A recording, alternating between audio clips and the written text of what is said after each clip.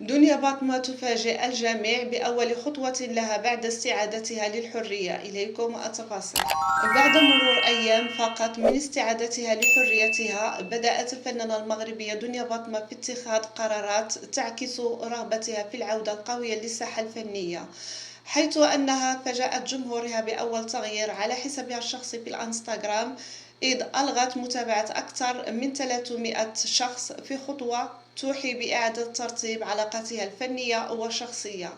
كما أنها أعلنت عن إدارة فنية جديدة ستشرف على أعمالها، مما يشير إلى توجه مختلف في مسيرتها. ولكن هذا التغيير لم يأتي من فراغ، بل أكدت شقيقتها إيمان وابتسام باطمة في تصريحات إعلامية، حيث كشفتا أن دنيا تستعد للعودة بقوة إلى الساحة الفنية، مشيرتين إلى أن الطلب عليها لإحياء الحفلات والأعراس داخل وخارج المغرب لم يتوقف حتى خلال فترة وجودها خلف القضبان، وهو ما يعكس استمرار شعبيتها الكبيرة في الوسط الفني.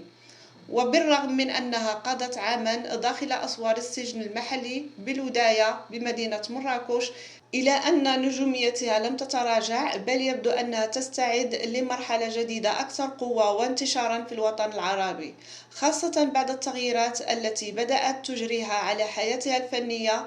الجمهور الآن في انتظار أول أعمالها بعد الإفراج عنها، فهل ستكون بنفس الأسلوب الذي اشتهرت به، أم أنها ستفاجئ الجميع بجديد مختلف يعكس المرحلة التي عاشتها؟ الأيام القادمة وحدها كفيلة بالإجابة.